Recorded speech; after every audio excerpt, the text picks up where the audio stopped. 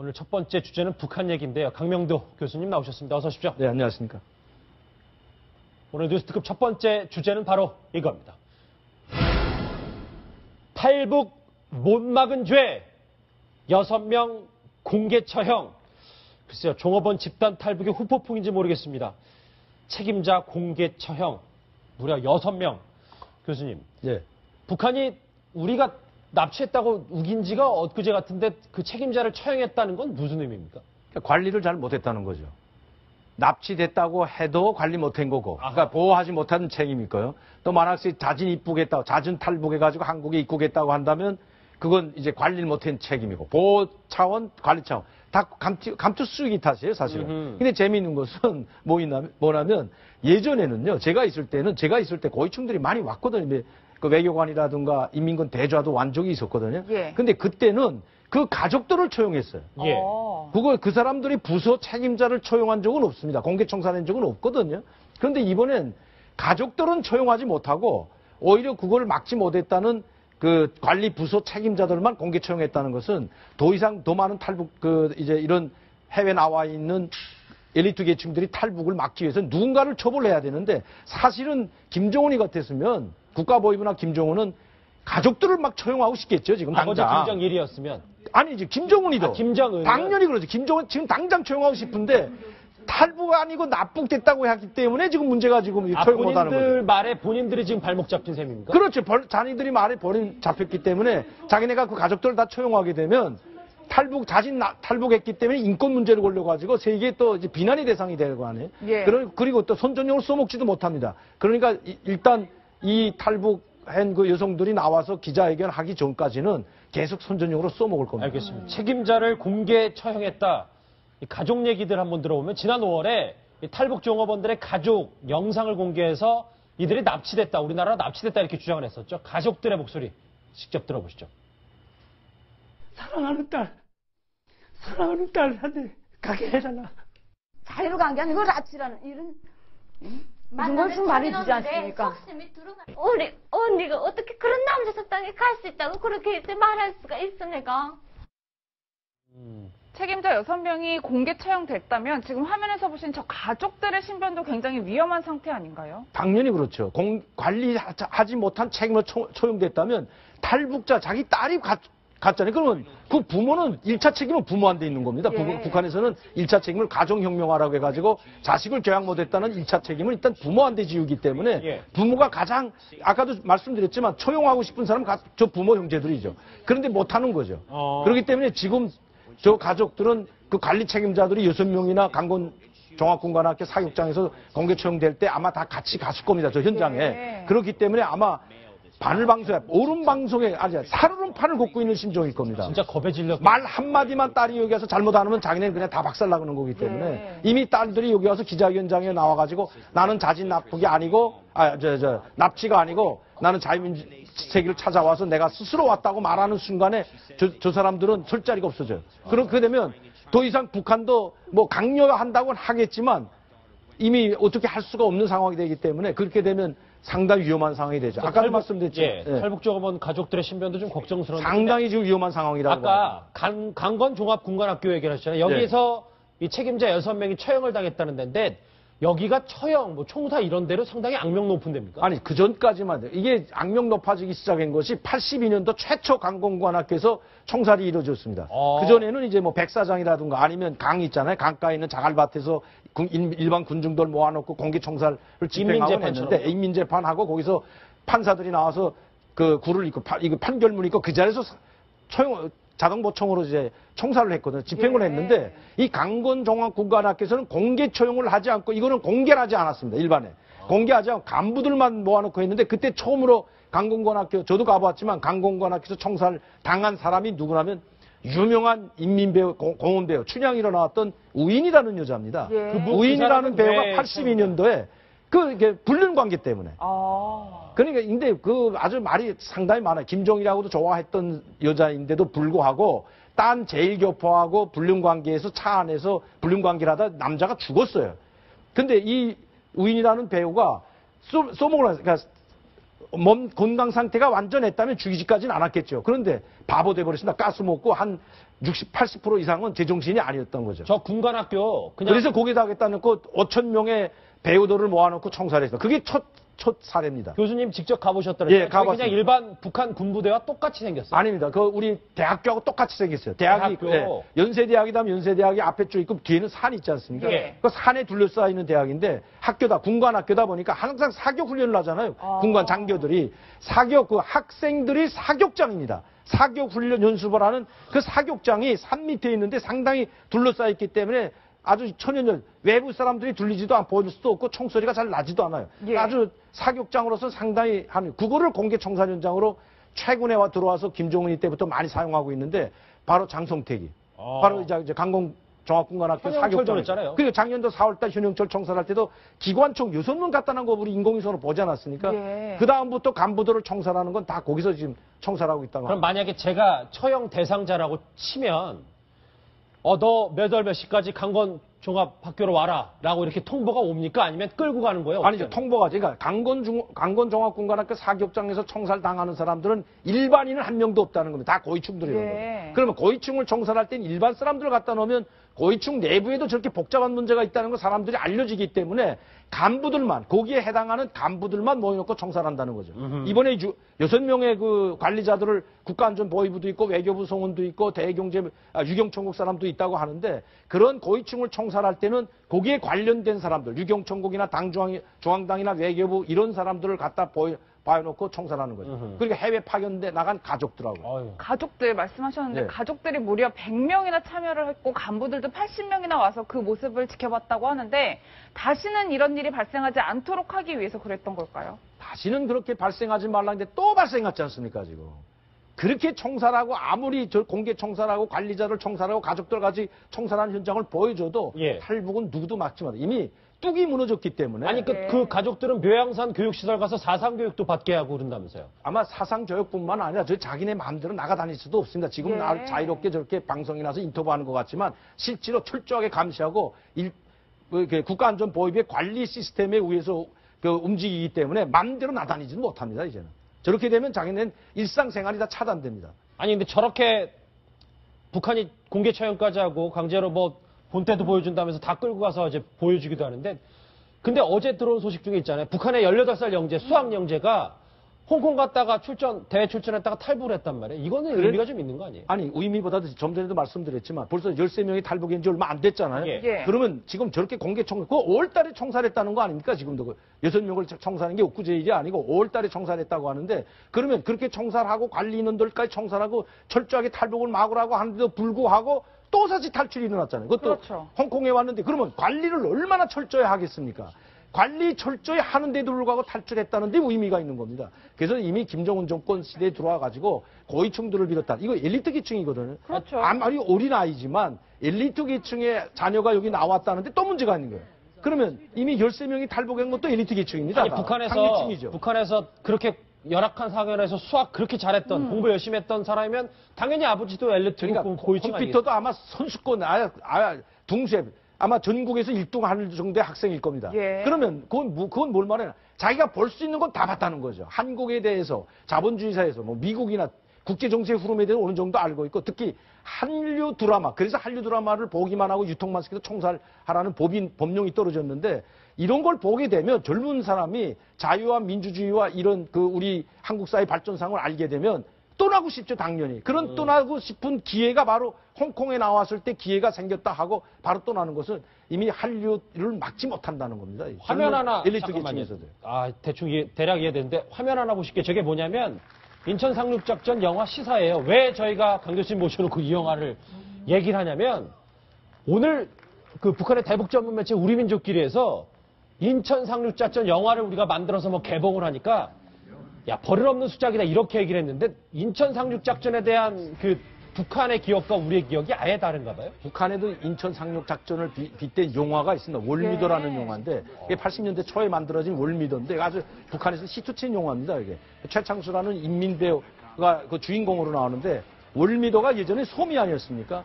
소미였는데 여기 한개 포병 중대가 메가더 장군의 상륙 연합부대 수백 척의 그 군함을 한계 포병 중대가 3일 동안을 막아냈다는 거죠.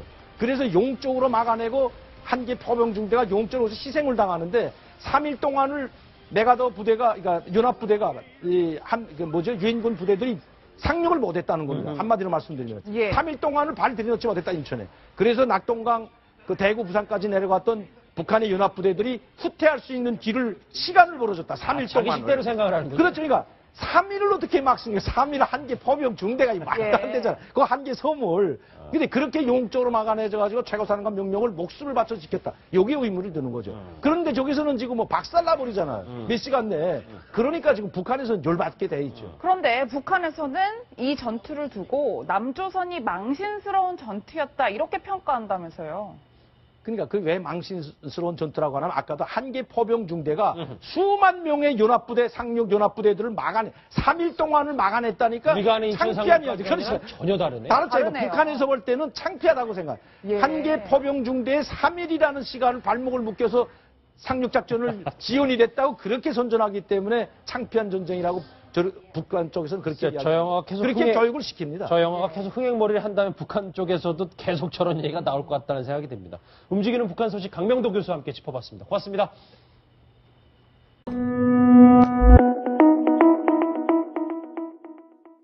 더 이상 북한도 뭐 강요한다고는 하겠지만 이미 어떻게 할 수가 없는 상황이 되기 때문에 그렇게 되면 상당히 위험한 상황이 되죠. 아까도 말씀드렸죠. 예, 탈북족업원 가족들의 신변도 좀 걱정스러운데 상당히 지금 위험한 상황이라고. 아까 강건 종합군관학교 얘기를 하셨잖아요. 여기서 이 책임자 6명이 처형을 당했다는 데인데 여기가 처형, 뭐 총사 이런 데로 상당히 악명 높은 데입니까? 아니 그 전까지만 돼요. 이게 악명 높아지기 시작한 것이 82년도 최초 강공관학교에서 총살이 이루어졌습니다. 그 전에는 이제 뭐 백사장이라든가 아니면 강 있잖아요. 강가에 있는 자갈밭에서 일반 군중들 모아놓고 공개 총살을 집행하고 했는데 인민재판하고 거기서 판사들이 나와서 그 굴을 입고 이거 판결문 있고 그 자리에서 자동보총으로 이제 총살을 했거든요. 집행을 했는데 이 강건종합군관학교에서는 공개 처형을 하지 않고 이거는 공개를 하지 않았습니다. 일반에. 공개하지 않고 간부들만 모아놓고 했는데 그때 처음으로 강건관학교 저도 가봤지만 강건관학교에서 총살 당한 사람이 누구냐면 유명한 인민배우, 공원배우, 춘향이로 나왔던 우인이라는 여자입니다. 우인이라는 배우가 82년도에 이게 불륜 관계 때문에. 그러니까 근데 그 아주 말이 상당히 많아요. 김정일하고도 좋아했던 여자인데도 불구하고 딴 제일교포하고 불륜 관계에서 차 안에서 불륜 관계를 하다 남자가 죽었어요.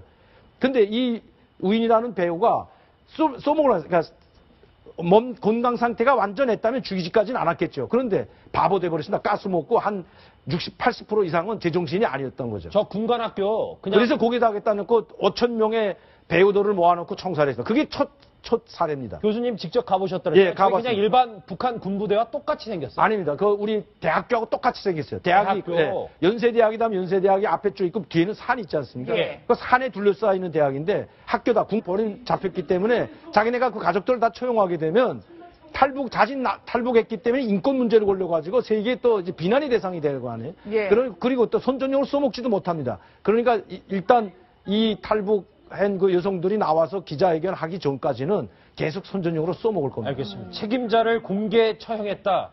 이 가족 얘기들 한번 들어보면 지난 5월에 탈북 종업원들의 가족 영상을 공개해서 이들이 납치됐다. 우리나라로 납치됐다 이렇게 주장을 했었죠. 가족들의 목소리 직접 들어보시죠.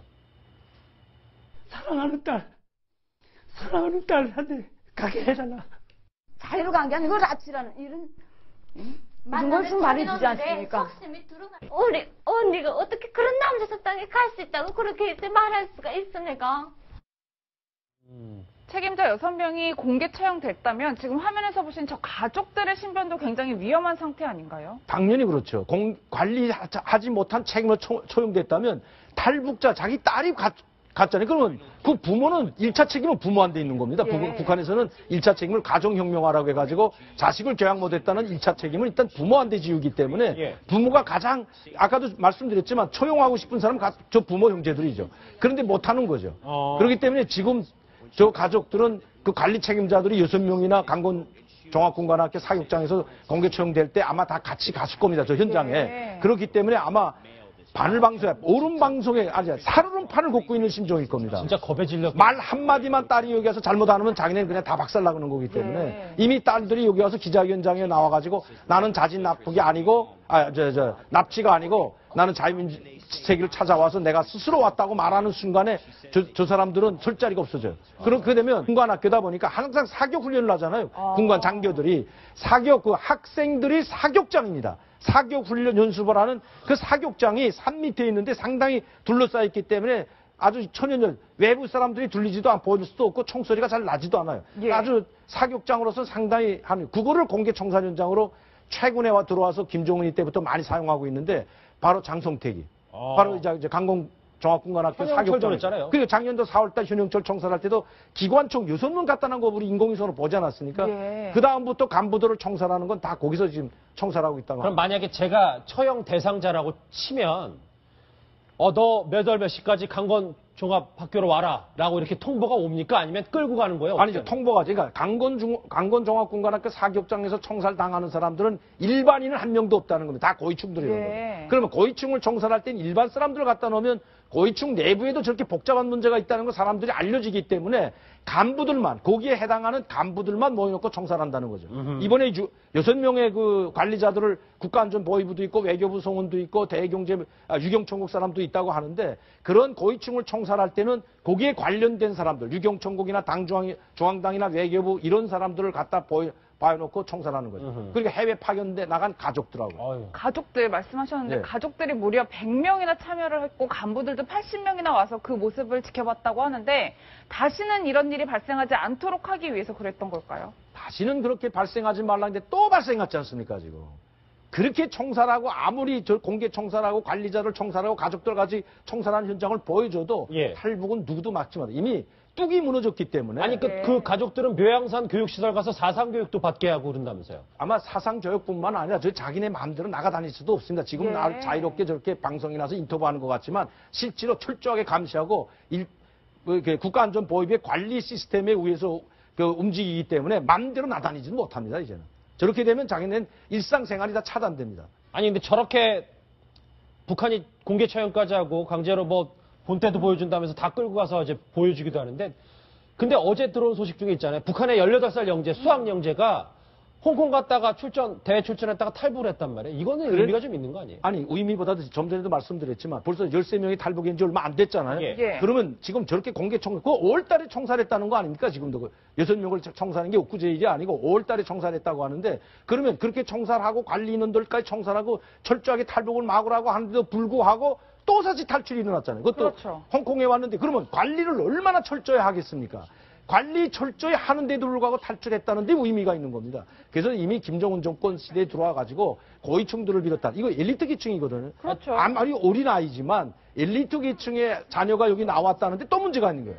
그러면 이미 13명이 탈북한 것도 엘리트 계층입니다. 아니 상류층이죠. 북한에서 그렇게 열악한 상황에서 수학 그렇게 잘했던 공부 열심히 했던 사람이면 당연히 아버지도 엘리트고 그러니까 고위층 아니겠어요? 컴퓨터도 아마 선수권 둥수에 아마 전국에서 1등 할 정도의 학생일 겁니다. 예. 그러면 그건 뭘 말해요? 자기가 볼 수 있는 건 다 봤다는 거죠. 한국에 대해서 자본주의 사회에서 미국이나 국제 정세의 흐름에 대해서 어느 정도 알고 있고 특히 한류 드라마 그래서 한류 드라마를 보기만 하고 유통만 시켜서 총살하라는 법령이 떨어졌는데 이런 걸 보게 되면 젊은 사람이 자유와 민주주의와 이런 우리 한국 사회 발전상을 알게 되면 떠나고 싶죠, 당연히. 그런 떠나고 싶은 기회가 바로 홍콩에 나왔을 때 기회가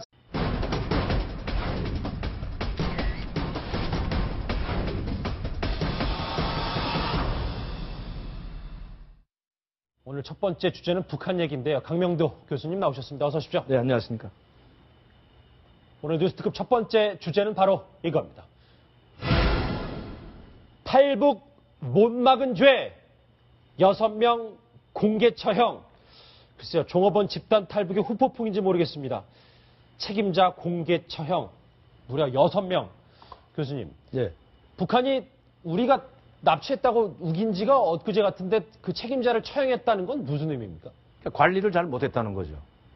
납치됐다고 해도 관리 못한 거고, 그러니까 보호하지 못한 책임일 거예요. 또 만약에 자진 입국했다고, 자진 탈북해가지고 한국에 입국했다고 한다면 그건 이제 관리를 못한 책임이고 보호 차원, 관리 차원 다 감투 쓰기 탓이에요, 사실은. 근데 재미있는 것은 뭐냐면 예전에는요, 제가 있을 때 고위층들이 많이 왔거든요. 그 외교관이라든가 인민군 대좌도 완족이 있었거든요. 예. 근데 그때는 그 가족들을 초용했어요. 예. 그 사람들이 부서 책임자를 초용한 적은 없습니다. 공개 청산한 적은 없거든요. 그런데 이번엔 가족들은 초용하지 못하고 오히려 그걸 막지 못했다는 그 관리 부서 책임자들만 공개 채용했다는 것은 더 많은 탈북 이제 이런 해외 나와 있는 엘리트 계층들이 탈북을 막기 위해서 누군가를 처벌해야 되는데 사실은 김정은이 같았으면 국가보위부나 김정은은 가족들을 막 처용하고 싶겠죠, 지금 아버지 당장. 김정일이었으면. 아니, 이제 김정은이도. 김정은. 당연히 그러죠. 김정은 지금 당장 처용하고 싶은데 탈북 아니고 납북됐다고 했기 때문에 지금 문제가 지금 처용 못하는 거죠. 본인들 말에 본인들이 지금 발목 잡힌 셈입니까? 그렇죠. 자기들이 말해